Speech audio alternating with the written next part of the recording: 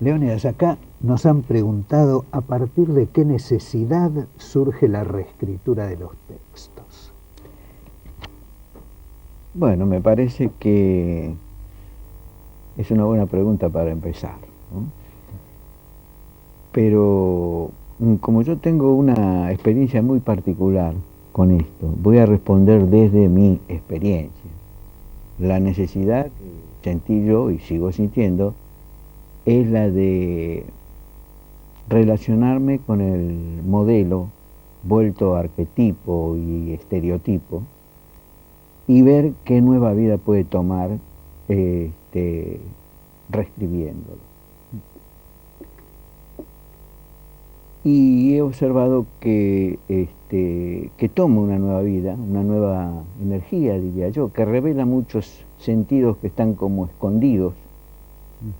Y hasta yo lo he asimilado a una suerte de psicoanálisis del modelo, donde revela lo reprimido. Es decir, el modelo está en un corset de siglos, ¿no es cierto?, en un chaleco de fuerzas. Y de pronto la reescritura lo libera todo esto y delira a gusto y revela estos sentidos que están como soterrados, digamos. Sí, yo entiendo, creo entender bien lo que decís, ¿no? Porque, y claro, cada uno pone el lugar de su necesidad donde puede, ¿no? O donde se acuerda. Yo pienso, por ejemplo, haciendo un poco de biografismo, de autobiografismo, yo pienso, para mí, después leí que a mucha gente le había pasado lo mismo. Yo no lo sabía, obviamente, cuando era chico. Mi padre había muerto cuando yo era chico, él escribía, entonces la cuestión de los textos era como una especie de recuperación de algo que se consideraba muy valioso en la familia, pero que lógicamente había tenido otro valor a partir de estas circunstancias. Ya no era una cosa valiosa, sino era la única que había quedado, era la única manera de convocar esa memoria. Y entonces esta cuestión de la reescritura a mí después me di cuenta que se me aparecía como la única forma de diálogo. Yo, lógicamente, ¿no?, con el principal ausente. Yo creía que esto era mío, ¿no? Después me di cuenta de que era de todos, ¿no? De alguna manera los padres se mueren siempre, nos vamos muriendo de distintas maneras y a veces definitivamente, otras no, después revivimos, a veces tenemos distintas vidas seguramente. Y esta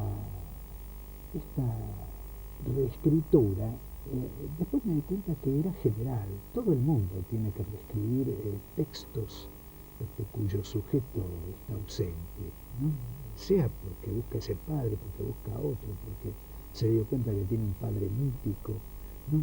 Y seguramente, claro, en determinado momento de la historia, esta cultura seguramente experimenta esa necesidad de reescritura más que otras, ¿no? Una vez que hubo la experiencia de que un cierto futuro no existía, habrá futuro, pero no el que creíamos. A partir de ese momento, entonces, uno piensa que uno es el futuro, o su tiempo, o su cultura, y entonces la reescritura queda como una especie de actividad esencial, ¿no? La verdad, tiene que estar ahí. Esas son las cosas que a mí me hicieron pensar que eso que yo creía que era mi vida personal, al fin y al cabo era algo muy general, y que yo después de todo había logrado un objetivo que había tenido muchas veces en la vida, que era llegar a ser uno de tantos, ¿no? A partir de cierto momento empecé a pensar, bueno, no, todo el mundo reescribe. Exacto. Yo creo que haces bien ampliar el concepto. Yo creo que todos reescribimos. Cuando has hablado del hijo y el padre, la relación entre padre e hijo, de semejanza y de semejanza, o contraste, y bueno, el hijo reescribe al padre. Toda la historia se reescribe constantemente, y cuando yo hablo de modelo, estoy hablando más allá de la literatura, es decir, por fuera de la literatura, estoy hablando de modelos políticos, de modelos económicos, de modelos sociales, y veo que un movimiento, por ejemplo, político, es reescrito por el que lo sigue, ¿no? En relación de semejanza y contraste. Así que es un círculo permanente, ¿no? Lo que entendemos por reescritura ya en un amplio sentido, ¿no? Como lo planteás vos, sí, y yo también, ¿no? Y yo escuchaba esto que vos decías de esta relación con todos los textos e incluso con los textos históricos, ¿no? Acá otra pregunta en las conversaciones previas tenía que ver con, bueno, ¿por qué? ¿No? La pregunta era, ¿por qué esa apelación que muchas veces ocurre en todos estos textos a figuras emblemáticas populares, ¿no? Sea el texto de figuras emblemáticas populares o a lo que se dijo, a lo que se escribió sobre esas figuras emblemáticas, ¿no? Yo pensaba que, ¿por qué? ¿No? Es cierto, Gardel, una cierta figura del payador, los personajes del tango, un cierto tanguero esencial de la primera época, un cierto contexto de ese personaje, ¿no? ¿Por qué es apelado con tanta fuerza? En la poesía de nuestra cultura y en otras también, ¿no?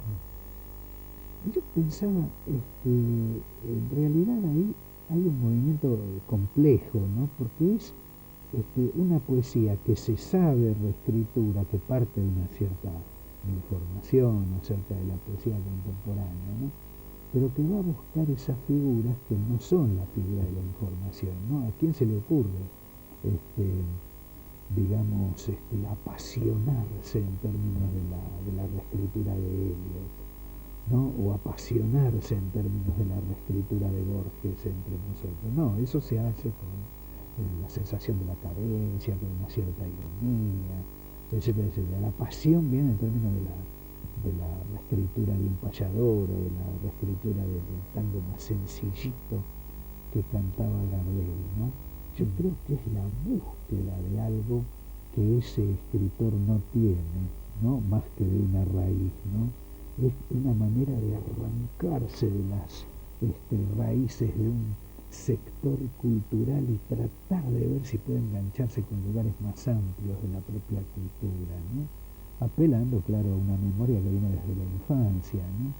Pero que uno sabe que tiene una cierta condición exterior, ¿no? Es la pasión del converso, a mí me parece, ¿no? Por lo menos muchas veces, no sé. Sí, fíjate vos que las épocas o la memoria actúa, esta memoria reescritural, digamos, así, ¿no? Actúa en todo el sistema de la literatura, volviendo a la literatura, ¿no? Sí. Es decir, se puede decir sin arriesgar demasiado que se forman cadenas, ¿no? Por ejemplo, Homero reescrito por Virgilio, Virgilio reescrito por Dante, el modelo que crea entre nosotros de gauchesco, el modelo Bartolomé Hidalgo, luego reescrito por Ascazú, reescrito por Del Campo, hasta llegar a su culminación, dicen, con el Martín Fierro. No, con el Estanislao del Mate de Leónidas Lamborghini, diría yo. Bueno, por eso, hay la necesidad, pero también la excitación que le causa a uno cuando dicen, bueno, culminó el género gauchesco, está cerrado. Entonces, justamente ahí viene la excitación, a través del tiempo, va a haber alguno que va a decir, no, no está cerrado, me voy a reenganchar con esta tradición de otra manera, lo voy a reescribir, no van a aparecer ni el gaucho mismo ni las boleadoras a lo mejor, pero está el lenguaje siempre. Pero entonces estás confirmando lo que decía, ¿no? y de mejor manera, porque vos decís, Sí. está cerrado. Entonces, evidentemente, uno va a buscar lo que sabe Sí. que es ajeno, o lo que se Sí, le dijo sí. que era ajeno. Es la forma de apropiarse la época de unos modelos prestigiosos o no. Con qué, digamos, como si vieran una potencialidad ahí en el modelo y en ellos, al mismo tiempo, de que el modelo tiene más posibilidades. Es decir, creo que lo dijiste en la conversación, el modelo tiene más posibilidades. Vos lo sentís y te pones a reescribirlo. Pero así ha hecho Virgilio con Homero. Digamos, tomemos un pasaje, el descenso a los infiernos, lo que es en Homero, y luego reescrito lo que es en Virgilio, y luego ya lo que pasa a ser el infierno en Dante. Y cada uno desde su época y con sus motivaciones particulares. Pero creo que es un movimiento hasta, yo digo, natural, ¿no? De la historia, de la literatura, de las artes. ¿Qué ha hecho Picasso más que reescribir constantemente los modelos, la época clásica? Yo pienso, no es solamente porque piense que ese modelo da más, porque sepa que ahí hay una riqueza virtual todavía que tiene que ser posibilidad. No únicamente por eso, sino también porque no acepta ya que sea solamente eso. Hay un momento de cansancio, ¿no es cierto? Hay un momento de insatisfacción en términos de la repetición, por más que se trate de una obra maestra. Exacto. Por más que se trate de una obra señera, hay que hacerle dar más. Yo creo que, y esto va en contra de todas las ideas de continuidad, ¿no? De que alguien continúa tal, de que hay una esencia que se continúa. No, hay un diálogo difícil. Sí, sí, hay una ruptura y una sutura. Sí. Hay una ruptura aparente con la reescritura, ¿no es cierto? Una ruptura que puede llegar a ser, a aparecer radical, pero es la única forma de unirse a esa tradición. Suturar, luego, ¿no? Queda suturado. Pero en ese momento en que está el modelo con las patas arriba y el reescritor lo está reescribiendo, parecería ser algo, el caos, porque eso está organizado de una manera. Y luego viene el reescritor y lo desorganiza y lo organiza de otra forma.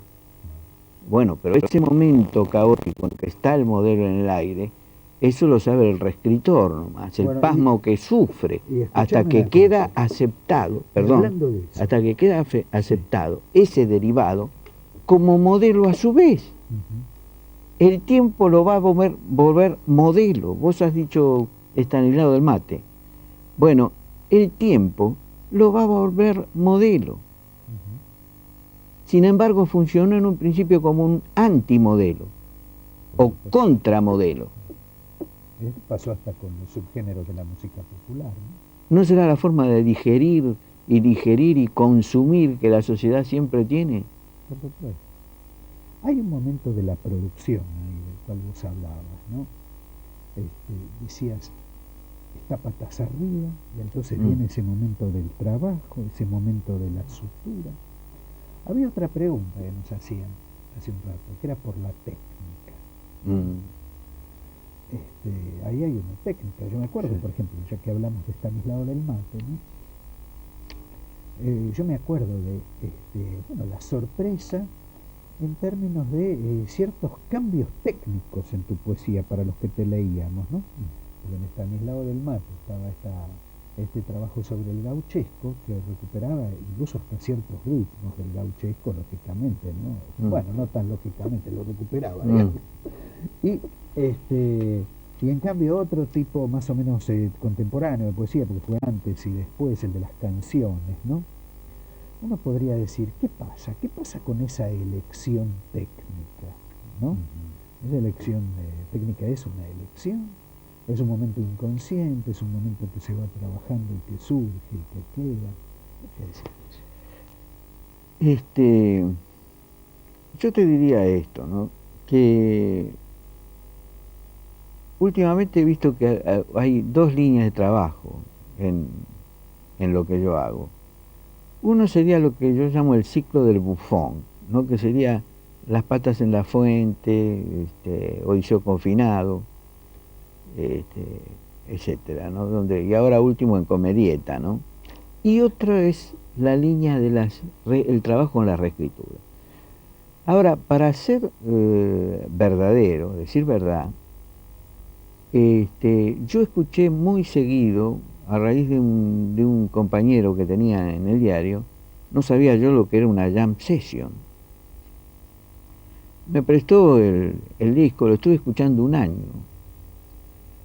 Y junto con eso escuchaba el clave bien temperado de Bach.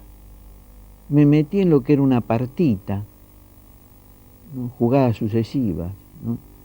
Combinaciones y recombinaciones. Y eso me llevó a ver al texto del modelo, con una movilidad, ¿no? De que se podían mover las piezas, ¿no es cierto? El texto yo lo veía como un tablero donde se podían mover las piezas, combinar y recombinar, romper la sintaxis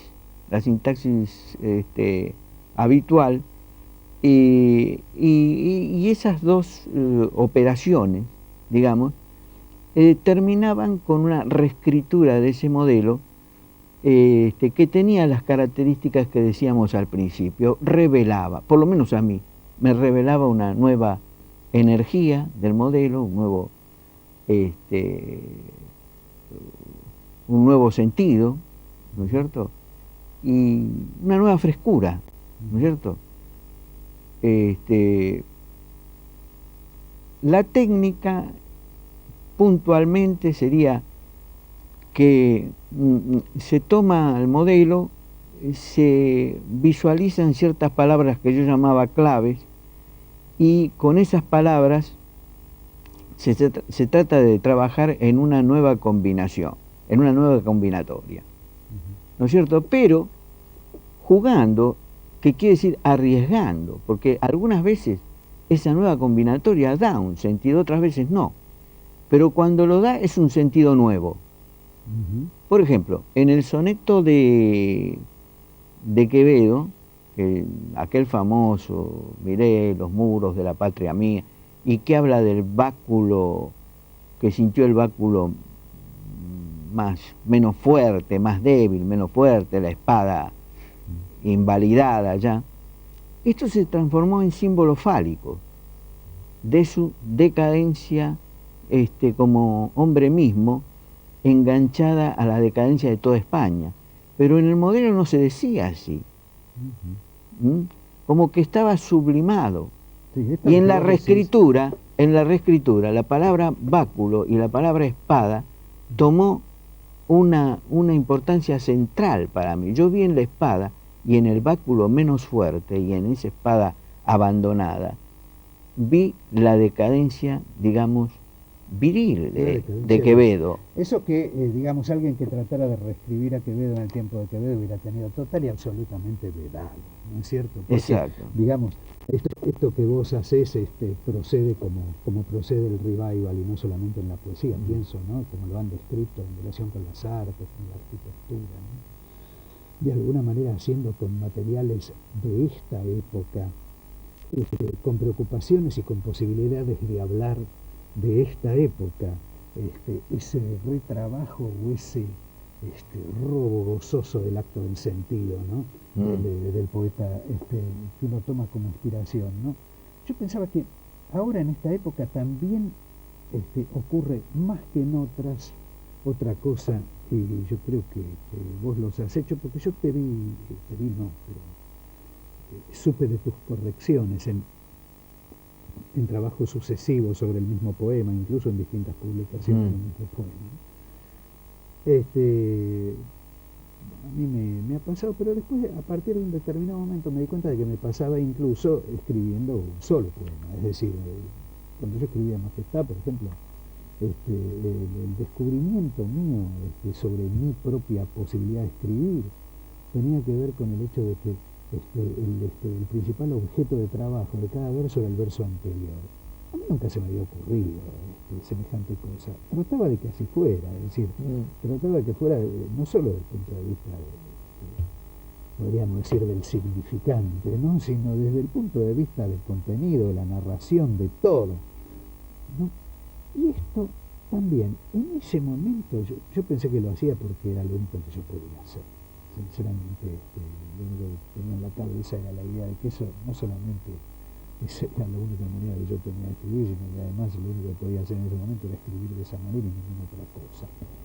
Después también empieza a caer el narcisismo, hasta el narcisismo del pensamiento trágico, y me doy cuenta que tampoco en eso había sido demasiado original, y que en realidad también empecé a pensar, bueno, esto también es una cosa de época. Al fin y al cabo, tanto se habla, ¿no?, de la dimensión meta de toda escritura, la metaescritura, al fin y al cabo, esa cuestión de escribir sobre lo que uno escribe y hacerlo en el mismo momento en que está escribiendo, al fin y al cabo vendría a ser una especie de acto característico de este tiempo también, ¿no?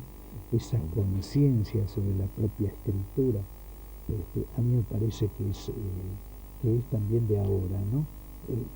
Una especie, y volviendo al tema de la técnica, ¿no?, plantea un problema, ¿no? Es como si uno tuviera que replantearse el tema de la técnica también a cada momento, porque si no lo hace, no puede realmente reescribirse mientras se escribe con todas las posibilidades que debería poner en esa reescritura, atendiendo a que tiene que tener una exterioridad con respecto al propio texto que no tiene con respecto a otros, ¿no? Yo me acuerdo y uno es como si tuviera ahí puesto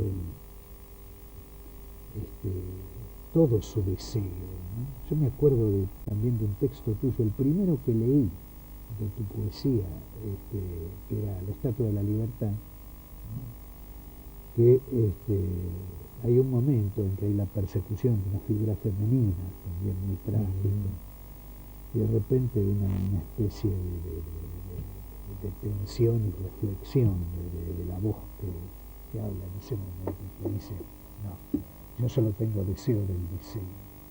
Uno está tratando de construir la máquina de la propia poesía, pero en realidad lo que quiere saber es cómo es la máquina, ¿no? Esta cuestión de que saber cómo se hace es tan importante como hacer, ¿no? Sí. Yo esto lo veo, pero yo digo, no solamente la gente que escribe poesía o que hace arte. Yo pienso que, por ejemplo, la manera que tienen los chicos ahora, digo los jóvenes, de relacionarse con la música, en general, el que tiene un poco de interés en el fenómeno musical contemporáneo, habla tanto de cómo hace música alguien, de la manera que tiene, ¿no?, como de la música misma, ¿no? La reflexión sobre la máquina, la reflexión sobre la técnica forma parte del producto artístico mismo. Sí, yo creo que una de las cosas que me llevaron a la escritura ahora podría ser, yo siempre tuve un litigio con el concepto de poesía, lo romántico, lo lírico, de arte incluso, siempre me llevé muy mal. Y estuve hablando, yo me doy cuenta ahora, siempre de la técnica. Ajá. Es decir, porque la sociedad se las arregla para decir, es un artista, es un poeta, y lo pone en determinado lugar. Nunca se habla del trabajo concreto, la técnica concreta, o el trabajo concreto con el lenguaje, ¿no?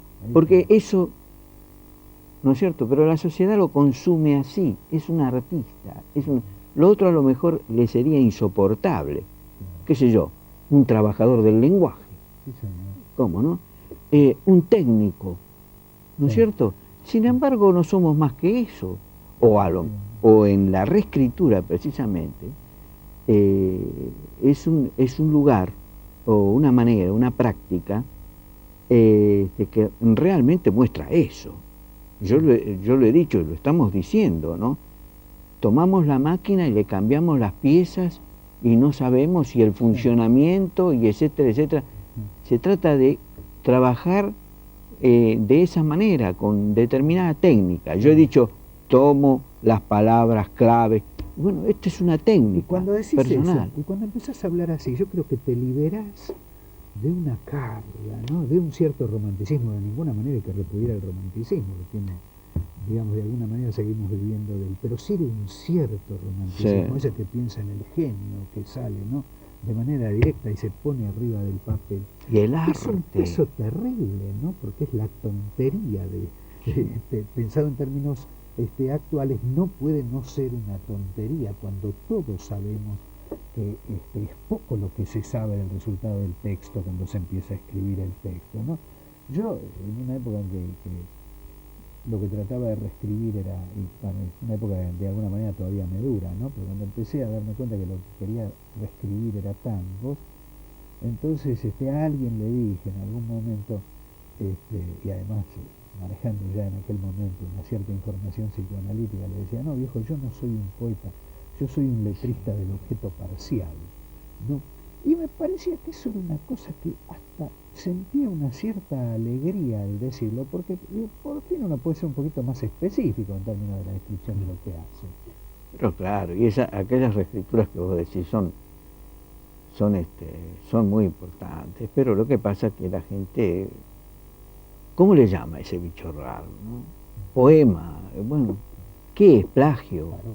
Parodia, es la palabra, ¿no?, que ahora está de moda, parodia, bueno, canto paralelo, pero en lo que has hecho vos y lo que he hecho yo, son reescrituras que hay una intrusión en el modelo, es decir, no se tangencian, porque hablábamos de que, bueno, este modelo de la Odisea con el modelo de la Eneida, con el derivado de la Eneida que se vuelve modelo a su vez para Dante, y bueno, la Odisea ahora ya es metafísica, ya es en el ultramundo, ¿no es cierto? Y se llega por sucesivas reescrituras.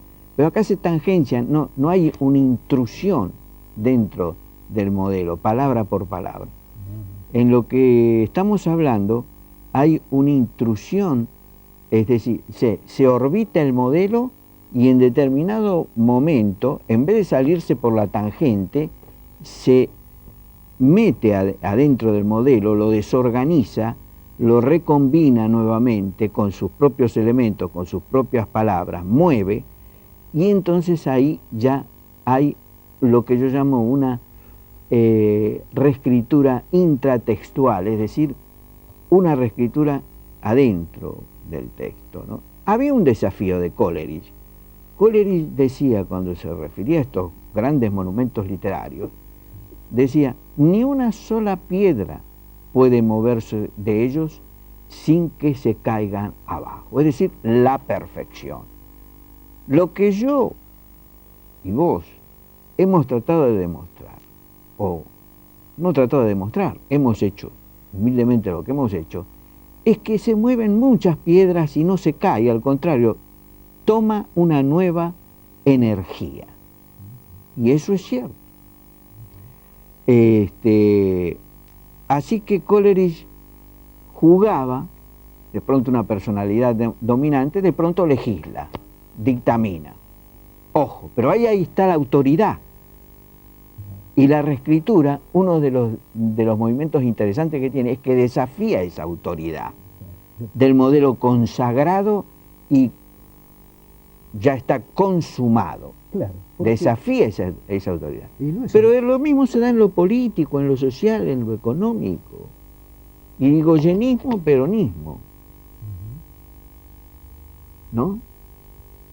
Yo diría que no solamente toma nueva vida, sino que además, por lo menos en términos de el que escribe, toma la única vida posible. Y si no, está muerto, porque al fin y al cabo, Barthes decía alguna vez, ¿no? Lo principal que se escribe por aburrimiento, ¿no? Toda gran Hay que estar de acuerdo siempre con este tipo, yo no sé. Sí, qué lástima, ¿no? Alguna vez uno quisiera despegarse. Sí, no, hay que estar de acuerdo en todo, puede ser posible. Por ejemplo, él hablando de los clichés, del cliché, yo después me encontré con eso. Y él dice, ahí sí que dice lo contrario de lo que hemos estado, por lo menos yo he estado diciendo, ¿no? Es decir, él dice que con el cliché no hay más que romperlo, destruirlo y nada más. Y acá, por lo menos yo he acabado de decir, de que un modelo vuelto arquetipo o vuelto cliché se puede mover. No siempre el maestro a lo mejor tiene razón, ¿no? Sí.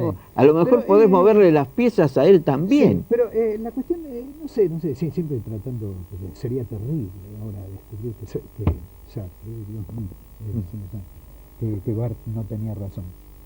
No, yo pensaba, hay que ver lo que quiere decir con destrozar, con romper, con abolir, ¿no? Porque yo pienso, por ejemplo, ahí en las mitologías él decía, al fin y al cabo un mito solo puede ser superado con otro mito, ¿no? Y eso tendría más que ver con una reescritura Sí, como la que estabas hablando, ¿no? Sí. Bueno, pero son cabos sueltos que deja él, porque son preguntas que le hacen los estudiantes y qué sé yo. Y en un momento determinado, sí, uno siente, bueno, con el cliché hay que romperlo nomás. Es decir, no hay forma de reescribirlo y suturarse con toda una tradición a raíz de ese trabajo que hiciste. Pero él vivió con el siempre cliché. esa tensión, Barthes, ¿no? Y es bueno hablar de él, ¿no?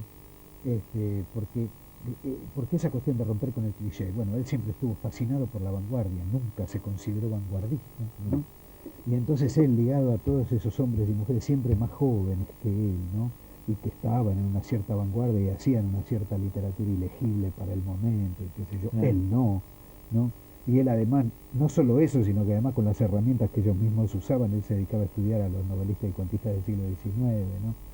Y en algún momento dijo, bueno, sí, yo soy, no sé si dijo soy la retaguardia de la vanguardia o soy la vanguardia de la retaguardia, pero de todos modos era algún oxímoron parecido. Sí.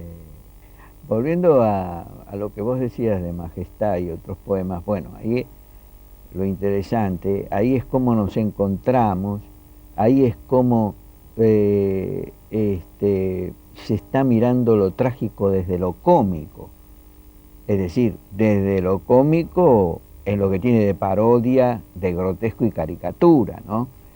Entonces es lo que yo había hecho en el Solicitante Descolocado, luego aparece allí, es decir, hay toda una línea en la poesía contemporánea de este tiempo que pasa por ahí y entra en la reescritura también. Se ve ahora lo trágico desde lo cómico, y más yo diría, lo trágico caer dentro de lo cómico, y lo cómico ser lo verdaderamente serio de nuestra condición. Y lo leo a Shakespeare y me sale. ¿No es cierto? Hay una risa detrás de la tragedia de Shakespeare. Este tipo se divirtió mucho con los muñecos, sí, ¿no? Fue la primera vez que hubo un teatro inglés con esas características de inclasificabilidad, ¿no? Claro. Y yo he leído comentarios de su tiempo, de 30 o 40 años después, o 100 años, donde se les hace a los críticos, a un Menéndez y Pelayo, por ejemplo, indigerible ciertas cosas. De pronto como rompe el anticlima y como mete lo cómico. Claro, ¿No es cierto? Es cierto, ¿no? Claro. Entonces, algunos solemnes que tenemos no terminan de entenderlo, pero Ar lo entendió, los gauchescos lo entendieron. Un amigo mío dice, cantan la dicha desde la desgracia. Entonces hay esas inversiones ahora en lo contemporáneo. Bueno, tendríamos a Beckett, tendríamos a Ionesco, todo el teatro del absurdo. General, ¿no? Y en general en toda la cultura actual, ¿no? Porque yo pienso, tiene que ser cómica la aposición, la puesta en contacto de objetos y de momentos de todas las culturas, por lo menos de todas las culturas conocidas socialmente por nosotros, y de todos los momentos de esa cultura. Tiene que ser cómico, porque bueno, la comicidad al fin y al cabo surge de la puesta en contacto de dos órdenes de significación diversos, tan opuestos, tan lejanos, que producen ese efecto. Y nosotros, en este momento, con esta especie de mirada circularizante sobre toda nuestra historia, sobre todos nuestros contextos culturales, que es característico de nuestro momento cultural, en la cantidad de canales del televisor, en la cantidad de citas históricas de la arquitectura, en la cantidad de remisiones de cada diario de la mañana a través del mosaico de los suplementos, etc. Nosotros que vivimos ese momento prácticamente en todos los minutos del día, es como si estuviéramos ahora entrando en una experiencia de lo cómico sin precedentes. Siempre. A nadie le pasó encontrarse a cada rato con la puesta en contacto imposible de los significados. A nadie le pasó tener que encontrarse con la producción social y a veces espontánea de lo cómico como nos encontramos nosotros, ¿no? El problema, pienso, es que hay muchos que eso se lo toman sin humor, no tienen humor para verlo, para soportarlo. Claro. El otro día me encontré un reportaje que le hacen no, es un largo poema de Pasolini, donde es una autobiografía, ¿no? Una épica de sí mismo. Y en una línea dice, porque yo, como algo así, como todo escritor contemporáneo, no he podido realizar una ambición íntima, escribir un libro cómico. ¿No?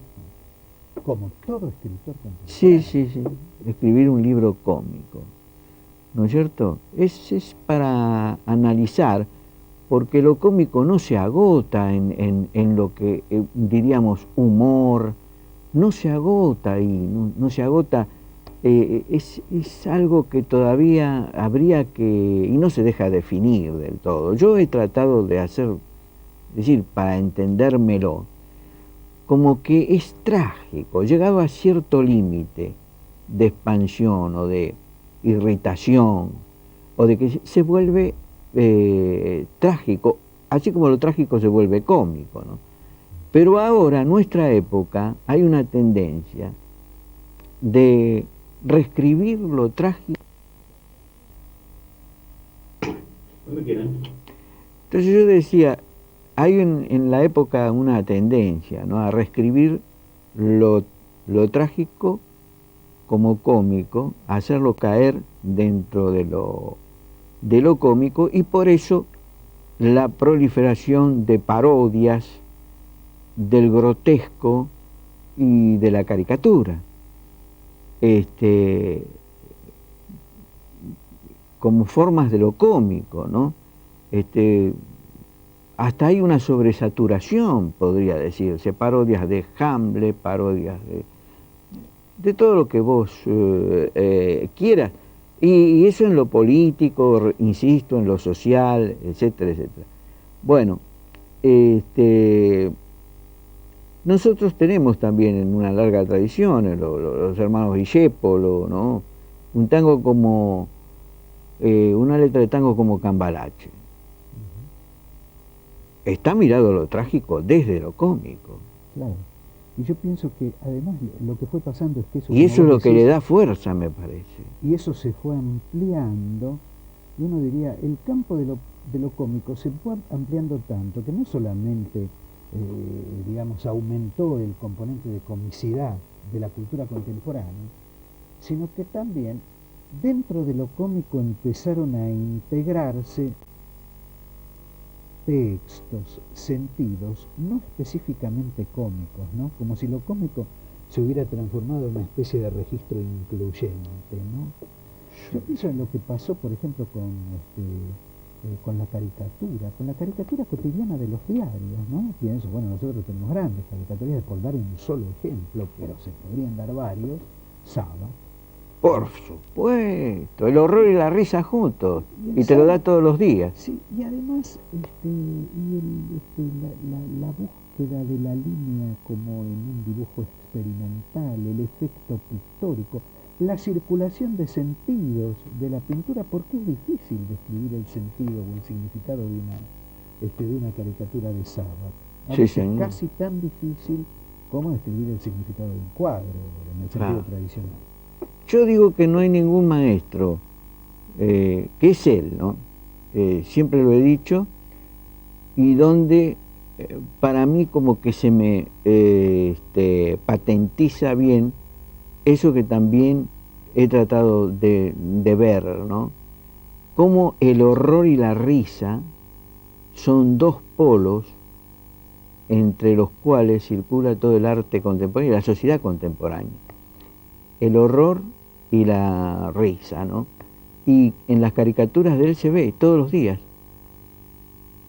eso horroroso de, por ejemplo, que él ve en la política y en la sociedad, y lo da a través de una caricatura que es una risa además, y un goce que, claro, en el texto en el que, por supuesto, no está ausente el goce de la memoria, ¿no? Yo me acuerdo cuando empezaron a hacerse populares, quiero decir, para hacerse populares entre cierto público, las caricaturas de Sabas cuando aparecían en La Opinión, en la primera época de La Opinión, después dejaron de salir, esos chicos de comedias tres cuartos que aparecían dando vueltas como segundos personajes, eso es una cosa que ha pasado en la historieta durante mucho tiempo, pero en la caricatura no tanto, ¿no es cierto?